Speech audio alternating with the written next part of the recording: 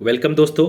आप सभी का स्वागत है मेरे चैनल में इंग्लिश लिंग्वा, जहां मैं अपने वीडियो के थ्रू लोगों को स्पोकन इंग्लिश में एक्सपर्ट बनाता हूं।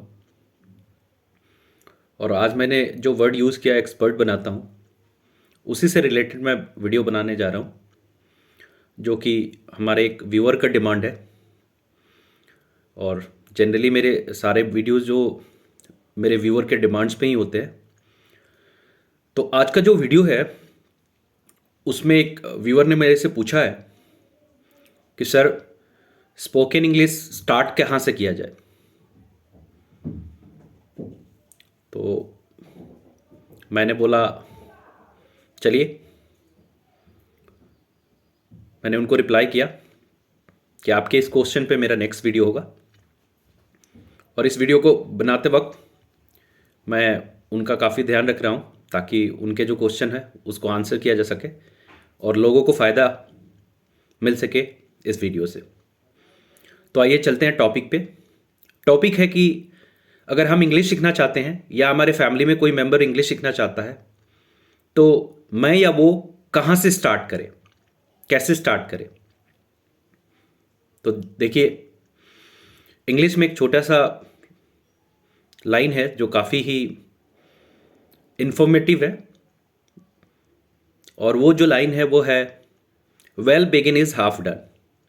यानी अगर आपका शुरुआत अच्छा है तो आपने उस काम को आधा पूरा कर लिया। तो आते हैं अपने मेन मुद्दा पे। अगर मुझे इंग्लिश सीखना है या मेरे फैमिली मेंबर्स किसी को इंग्लिश सीखना है तो वो स्टार्ट कहाँ से करे। तो देखिए, ज़िंदगी में किसी चीज़ में एक्सपर्ट बनना है, किसी भी चीज़ में एक्सपर्ट बनना है आपको। और इस लाइन को तीसरी बार रिपीट कर रहा हूं कि किसी भी चीज़ में आपको एक्सपर्ट बनना है तो आपको एक चीज़ सीखना पड़ेगा। उसको इंग्लिश में बोलते हैं हैबिट और हिंदी में बोलते हैं आदत। यानी आज तक जो भी एक्सपर्ट बना है वो अपने आदत के थ्रू ही बना है। अगर मैं बोलूँ कोई फेमस डॉक्टर, तो वो फेमस डॉक्टर जो है वो अपने आदत के थ्रू ही फेमस डॉक्टर बना है। यानी उसको अगर सर्जरी करना उसका डिपार्टमेंट है तो उस सर्जरी में अगर फेमस हुआ है तो उस सर्जरी की आदत की वजह से ही बना है। बहुत सारे उसने सर्जरी किया है, यानी उसकी आदत पड़ गई है और वो एक्सपर्ट बन गया है। उसी तरह से कोई टीचर अगर अच्छा टीचर बनना चाहे, एक्सपर्ट टीचर बनना चाहे, तो क्या आदत होनी चाहिए उसमें आदत होनी चाहिए कि टीचिंग करने की आदत, उसे पढ़ाने की आदत होनी चाहिए। जैसे जैसे उसकी आदत बढ़ती जाएगी वो एक्सपर्ट होता जाएगा। वैसे ही अगर हमें इंग्लिश सीखना है तो हमें आदत होनी चाहिए इंग्लिश थोड़ी बहुत बोलने की। अब बात होती है, अगर मुझे कुछ नहीं आता है तो मैं शुरुआत कहाँ से करूं। तो शुरुआत आपको कहीं से नहीं करनी है, आपको शुरुआत अपने अंदर आदत डालने से करनी है। और एक छोटे से एग्जाम्पल देता हूं ताकि थोड़ा सा रियलिटी फील हो। देखिए, हमें बहुत सारे ऐसे लोग हैं जिनको इंग्लिश नहीं आती है, लेकिन वो कहीं चलते हैं भीड़ में और किसी से टक्कर लग जाता है और उनको एहसास होता है कि इस टक्कर में मेरी गलती है, तो उनके मुंह से तुरंत निकलता है सॉरी। वो हिंदी बोलते हैं, उनको इंग्लिश नहीं आती है, लेकिन उनके मुंह से सॉरी वर्ड निकलता है। और इसका जो लॉजिक फिलॉसफी यही है कि उनको सॉरी बोलने की आदत है। यानी बहुत बार उन्होंने सॉरी बोला है, इस वजह से उनके मुंह से सॉरी निकला। यानी जो उनकी आदत थी वो सबसे पहले उनके मुंह से निकला।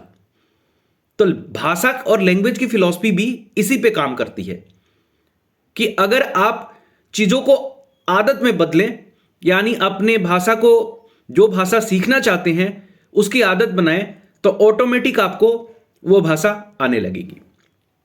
अब आपको शुरुआत कैसे करना है, मैं एक छोटा सा अपना टेक्निक शेयर कर रहा हूं और मैं विश्वास दिलाता हूं आपको कि इस टेक्निक को आप कुछ दिन करके देखिए, आप में इंप्रूवमेंट और आपकी इंग्लिश जो होगी वो इंक्रीज होना शुरू हो जाएगी और बहुत ही फायदा पहुंचेगा आपको। करना क्या है, आपको इंग्लिश की आदत डालनी है, या जो सीखना चाहता है उनको इसकी आदत डलवानी है। तो कैसे करेंगे? तो जब भी हम कोई भाषा बोलते हैं, आप हिंदी ही बोलते हैं, शुरुआत आप हिंदी से कीजिए, तो आप हमेशा जब भी इस हिंदी लैंग्वेज भाषा को बोलते हैं तो आप एक सेंटेंस यूज करते हैं।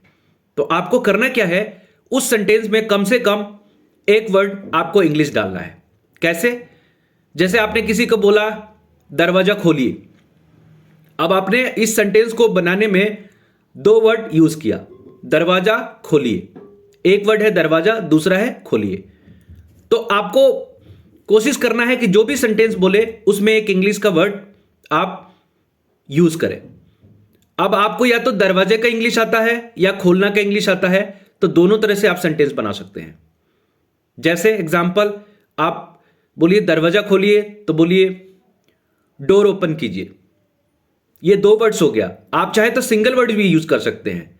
आप चाहे तो बोल सकते हैं दरवाजा ओपन कीजिए, या इसको दूसरे तरीके से आप बोल सकते हैं कि डोर खोलिए। कहने का मतलब इस सेंटेंस में आप चाहे तो एक वर्ड यूज कर सकते हैं, उस सेंटेंस में दो वर्ड यूज कर सकते हैं, या धीरे धीरे करके उस सेंटेंस में जितने वर्ड्स हैं उन सबको आप इंग्लिश में बोल सकते हैं, हिंदी बोलते हुए भी। अब जैसे आपको बोलना है कि मुझे पानी पीना है, तो आप कोशिश कीजिए कि आपके हर एक सेंटेंस में इंग्लिश वर्ड आए। तो आपको बोलना है कि मुझे पानी ड्रिंक करना है, यानी आपने ड्रिंक वर्ड इंग्लिश यूज किया। या आपको बोलना है मुझे वाटर पीना है। तो इससे क्या होगी, इससे फायदा आपको क्या पहुंचेगा कि आपको इंग्लिश की हैबिट्स होने लगेगी। जब आदत पड़ेगी तो धीरे धीरे क्या होगा कि उस सेंटेंस में एक वर्ड आपको इंग्लिश आएगा, धीरे धीरे उस वर्ड्स में दो वर्ड्स इंग्लिश आएगा, और धीरे धीरे उस सेंटेंस के सारे वर्ड्स आपको इंग्लिश आने लगेंगे। और अगर किसी सेंटेंस के सारे वर्ड्स इंग्लिश आने लगेंगे बोलने में, यही भाषा है, तो ऑटोमेटिक आपको इंग्लिश आ जाएगा। और आपकी इंग्लिश जो होगी, आप उस इंग्लिश में अपने हैबिट्स के थ्रू एक्सपर्ट बनने लगेंगे। तो आप इसको ट्राई कीजिए। जब भी कोई सेंटेंस बोलिए उसमें एक वर्ड आप इंग्लिश बोलिए, या जो भी आपके फैमिली मेंबर सीखना चाहता है उसको बोलिए कि आज के बाद जब भी कोई सेंटेंस बोलोगे हिंदी में, उसमें कम से कम एक वर्ड जो हो वो इंग्लिश का होना चाहिए। और इस तरह से हैबिट्स जो है वो भाषा में आपको बदल जाएगी। और जैसे मैंने एग्जांपल दिया कि सॉरी वर्ड्स निकल जाता है, इसका एक ही कारण है कि हम लोग सॉरी बोलते बोलते इतना हैबिचुअल हो गए हैं कि हमें उस समय हमारा जो टंग और माइंड जो है वो सॉरी ही रिलीज करता है। तो जितनी हैबिट्स होगी उतनी ज़्यादा इंग्लिश आएगी, और जितनी अच्छा इंग्लिश आएगी आप इंग्लिश में एक्सपर्ट होते चले जाएंगे। तो आशा करता हूँ ये मेरा जो वीडियो है काफ़ी फ्रूटफुल होगा और आप लोगों को बेनिफिट पहुँचाएगा, या आपके फैमिली में जो भी सीखना चाहते हैं उनको बेनिफिट पहुँचाएगा। तो चलिए आप प्रैक्टिस कीजिए और मेरे चैनल्स को सब्सक्राइब कीजिए, शेयर के लोगों तक पहुँचे। मेरा एक ही मोटो है कि जो भी हिंदी भाषी लोग हैं उनको इंग्लिश में एक्सपर्ट करना, और इसमें मैं काफ़ी हद तक आगे आ गया हूँ। काफ़ी लोग मेरे से सीख चुके हैं, 10,000 से ज़्यादा लोग सीख चुके हैं। तो मैं चाहता हूँ कि इसकी काउंटिंग और बढ़ाया जाए।